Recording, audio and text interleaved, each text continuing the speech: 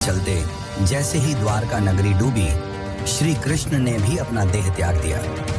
पर क्या आपने कभी सोचा है कि श्री कृष्ण की प्रिय, उनके दिल के सबसे करीब राधा रानी की मृत्यु कैसे हुई?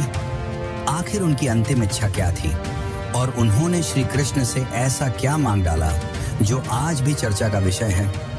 ये एक ऐसी प्रेम कहानी है जो समय से भी परे है। ये वो बंधन है जो तन से नहीं, आत्माओं से जुड़ा हुआ है। तो दोस्तों, आज हम जानेंगे राधा रानी की मृत्यु का असली रहस्य और उनकी अंतिम इच्छा की अनसुनी मगर रोचक कथा जो आपको हैरान कर देगी। आज की वीडियो अत्यंत ही ज्ञानपूर्वक और प्रेरणादायक है, इसलिए इस कथा और इस रहस्य को समझने के लिए वीडियो को पूरा जरूर देखें, क्योंकि इस कथा को पूरा सुनने से आपका जीवन सफल हो जाएगा। तो चलिए इस रहस्यमयी कथा को शुरू करते हैं। लेकिन उससे पहले अगर आप चैनल पर नए हैं, बरसाने की वह पुरानी पगडंडियां जहां पर कभी श्री कृष्ण अपनी लीलाएं किया करते थे, आज भी वहां एक गूंज बाकी थी, प्रेम की, हंसी की, बांसुरी की और उस दुख की जिसने युगों से प्रेमियों को जिंदा रखा है। पर इस कहानी की शुरुआत न तो बरसाने की उन गलियों से होती है और न ही वृंदावन से। इस कथा की शुरुआत होती है एक कुंज से, जहां वृद्धा हो चुकी राधा अपने अंतिम समय की प्रतीक्षा कर रही थी। अब वो पुरानी वाली राधा नहीं रही, अब वो वृद्धा हो चुकी थी। उनका शरीर झुक चुका था, लेकिन आज भी उनका हृदय उसी किशोरी राधा का था जो केवल श्री कृष्ण के लिए धड़कता था। उनके चेहरे पर झुर्रियां आ चुकी थी, लेकिन आज भी जब कोई बांसुरी बजाता तो उनके चेहरे पर रौनक आ जाती, एक हंसी सी छा जाती, मानो पुरानी यादें ताजा हो गई हों। कृष्ण जब मथुरा छोड़कर चले गए, तब उनके वियोग में राधा ने न तो किसी से विवाह किया और न ही कहीं आश्रय लिया। वे अकेली ही वृंदावन के एक एकांत कुंज में रहने लगी।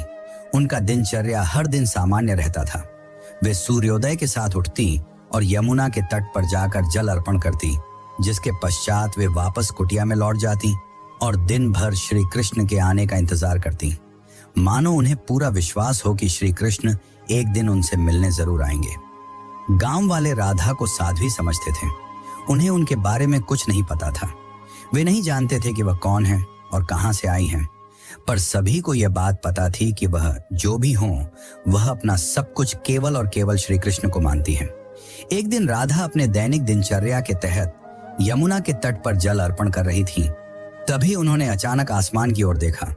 हवा में सन्नाटा सा छा गया और उनके हृदय में एक कंपी सी दौड़ गई, मानो पूरा ब्रह्मांड उन्हें कुछ कहना चाह रहा हो।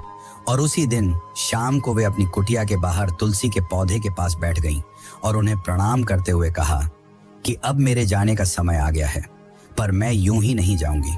मैं तब तक नहीं जाऊंगी जब तक स्वयं श्री कृष्ण मुझे विदा न कर दें।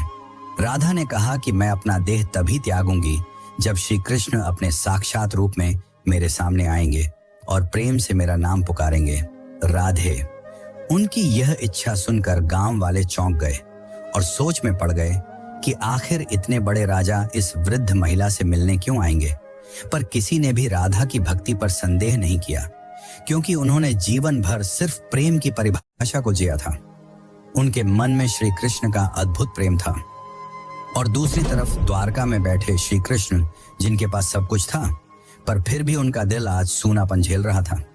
कहते हैं ना कि सब कुछ पाकर भी आदमी के पास कुछ नहीं होता।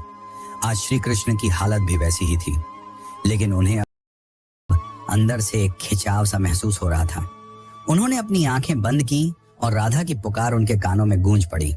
इस पल श्री कृष्ण की आंखों में आंसू थे, पर हृदय में सुकून। उन्होंने तुरंत सब कुछ छोड़कर उसी पल एकांत कुंज की ओर प्रस्थान किया, जहां राधा रानी उनका इंतजार कर रही थी। जब श्री कृष्ण वहां पहुंचे तो राधा कुटिया के बाहर तुलसी के पेड़ के पास बैठी हुई थी। उनकी आंखें बंद थीं और वे ध्यान में लीन थीं। कृष्ण ने धीरे से कहा, राधे। यह शब्द सुनकर राधा की आंखें खुली और उनके चेहरे पर एक चमक छा गई। उनकी आंखों में वह प्रेम था जो न कहा जा सकता था और न ही छुपाया जा सकता था। राधा मुस्कुराई और श्री कृष्ण से कहा, प्रभु, अब मेरे जाने का समय आ गया है। अब मेरी आत्मा केवल विश्राम चाहती है। यह सुनकर श्री कृष्ण ने राधा का हाथ थाम लिया। अब राधा की सांसें धीरे धीरे धीमी होने लगी और उन्होंने वहीं तुलसी के पेड़ के नीचे अपने प्राण त्याग दिए। किंतु यह अंत नहीं था। इसी पल वह रहस्य ने जन्म लिया जिसे सुनकर आप चौंक जाएंगे। राधा की आत्मा को तो मोक्ष मिल गया, पर उनके आखिरी शब्द अब भी श्री कृष्ण के कानों में गूंज रहे थे। राधा ने अपने अंतिम पलों में कहा था, प्रभु, जब इस धरती से प्रेम का अर्थ मिटने लगेगा तब मैं फिर लौटूंगी। मुझे फिर जन्म लेना होगा, क्योंकि प्रेम जीवन का प्रमुख हिस्सा है और उसे मिटने नहीं दिया जा सकता। जहां राधा ने अपनी देह त्यागी थी, वहां एक नया पौधा उगाया जो तुलसी से भी अधिक उज्जवल था, मानो कोई स्वर्गीय पौधा हो। गांव के लोग उसे राधा वृक्ष के नाम से पुकारने लगे और वहां पूजा पाठ करने लगे। पर किसी को नहीं पता था कि उस पौधे के नीचे एक रहस्य पल रहा था। वह रहस्य था राधा के पुनर्जन्म का, जो आपको चकित कर देगा।